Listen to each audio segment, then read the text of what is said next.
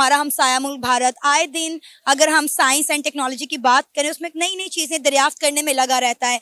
पिछले दिनों हमने देखा चंद्रयान 3 के नाम से उन्होंने अपना एक मून मिशन लॉन्च किया जो कामयाबी के साथ चांद के साउथ पोल में लैंड भी किया।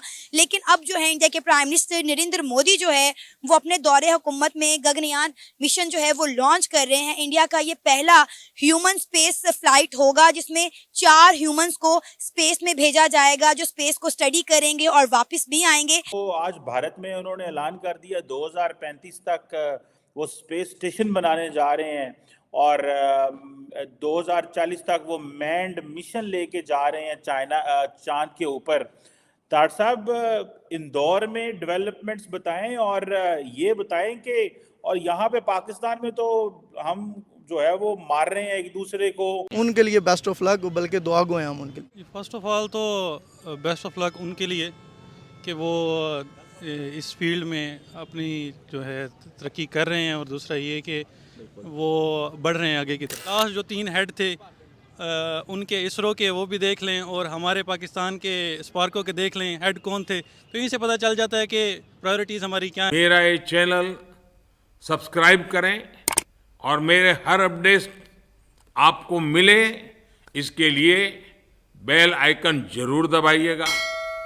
आप सभी को मेरी ढेर सारी शुभकामनाएं। 4 एस्ट्रोनॉट थे, उनके नाम लेकर बड़े गर्व के साथ क्लैपिंग भी करवाई। सारे लोग वहां पर खड़े होकर उन्होंने उनके लिए क्लैपिंग की।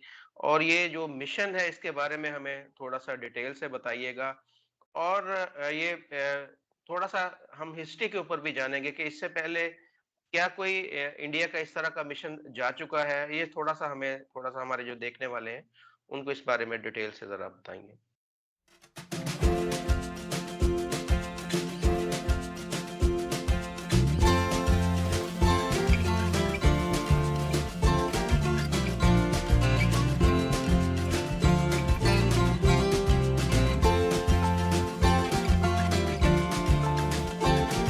में 4 ह्यूमंस को स्पेस में भेजा जाएगा जो स्पेस को स्टडी करेंगे और वापस भी आएंगे। क्या कहना चाहेंगे गगनयान मिशन पर आप? देखिए, स्पेस का जो मिशन होता है हमें सबसे पहले समझना चाहिए कि कोई भी मुल्क जो स्पेस में इनोवेशंस कर रहा है या उसमें वो उस दौड़ में पार्टिसिपेट करना चाहता है, तो एक तो उसके कमर्शियल बेनिफिट्स भी हैं। आप कम्युनिकेशन के ज़राए बेहतर हो जाते हैं, आप उससे पैसा भी कमा सकते हैं। उसके साथ साथ ये डिफरेंट मुल्कों में एक तरह से टेक्नोलॉजी की रेस भी होती है, एक नेशनल प्राउड भी होता है कि जी हम ये कर रहे हैं और इससे पूरी कौम को एक मोटिवेशन मिलती है।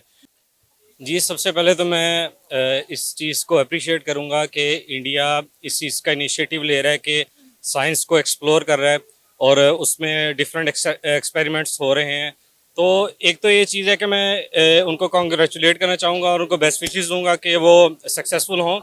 दूसरा ये है कि मैं अपनी जो गवर्नमेंट है, पाकिस्तान गवर्नमेंट है, उनको भी मैं ये मोटिवेट करना चाहूँगा कि ये इससे कि इस चीज़ को नहीं हमने देखना कि हमारा दुश्मन मुल्क है या कोई भी मुल्क है ना, हमने उसे इंस्पिरेशन लेनी है कि हम उनके साथ इस मामले में कम्पीट करें। बेटा, तुमसे ना हो पाएगा, हमें तुम्हारे लक्षण बिल्कुल ठीक नहीं लग रहा है, तुमसे ना हो पाएगा। जिस तरह मैंने उसके साथ अगले दिन भी बात की है कि 1990s में भारत के पास सिर्फ 2 हफ्ते का के प्रोजेक्ट चीजें परचेज करने का की रकम मौजूद थी। ये कल की बात नहीं है, नरसिम्हा राव और उसके बाद हमारे मनमोहन सिंह साहब के दौर की बात है। लेकिन आज देखें आज के इतने 1990 से और आज के इंडिया, आज के भारत में क्या फर्क नजर आ रहा है। ये सोचना होगा कि हम कहाँ जा रहे हैं, हमारी डेस्टिनेशन क्या है। हमें जंगों से निकल के आईटी इंफॉर्मेशन टेक्नोलॉजी पे जाना होगा। हमें सीखना होगा कि दुनिया तरक्की किस तरह कर रही है। हमें गैरिजन स्टेट से निकलकर एक्सपोर्ट स्टेट बनना होगा। हमें गैरिजन स्टेट से निकल के बच्चों को मैथ और इंग्लिश पढ़ाना होगा, वरना गुजारा नहीं है। ये दुनिया के लिए एक अजूबा है। आपने आज की जिस तरह एक मिसाल आप दे रहे थे भी कि किसी खातून के लिबास के ऊपर सिर्फ हलवा लिखा हुआ था, जिसका मतलब है खूबसूरत या मीठा होना, खूबसूरत। तो आपने किसी एक मेरा पाकिस्तानी बतने अजीज का भाई पिस्तल लेके वहां पहुंच के कहता मैंने अभी इसको गोली मारनी।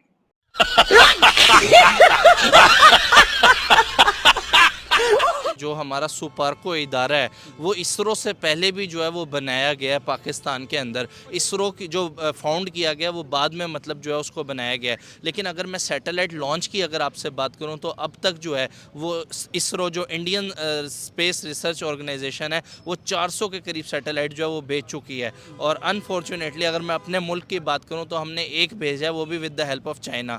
सर किस तरीके से लगता है कि जहां पे नासा जैसा इदारा जो है वो कोलैबोरेट कर रहा है इसरो के साथ, बड़े बड़े जो कंट्रीज़ हैं वो स्पेस प्रोग्राम में मतलब भारत की हेल्प ले रहे हैं, वहाँ सर हम किधर निकल गए हैं, हमारी क्या प्रायोरिटीज़ हैं? अकेले अकेले मजे नहीं लेने दूंगा, मुझे भी चाहिए। इंडिया से एक बार पहले हमारे एस्ट्रोनॉट कॉस्मोनॉट रादर वो राकेश शर्मा साहब विंग कमांडर थे एयरफोर्स में, वो भी टेस्ट पायलट थे। वो 1984 अप्रैल 4 को आई थिंक, डेट एक दो दिन आगे पीछे हो सकता है, वो स्पेस में गए थे। और स्पेस में जाने के बाद इंदिरा गांधी से जब उनकी बातचीत हुई तो इंदिरा गांधी ने पूछा था कि वहां से इंडिया कैसा लगता है, तो उन्होंने बहुत फेमस वर्ड्स कहे थे, सारे जहां से अच्छा हिंदुस्तान हमारा।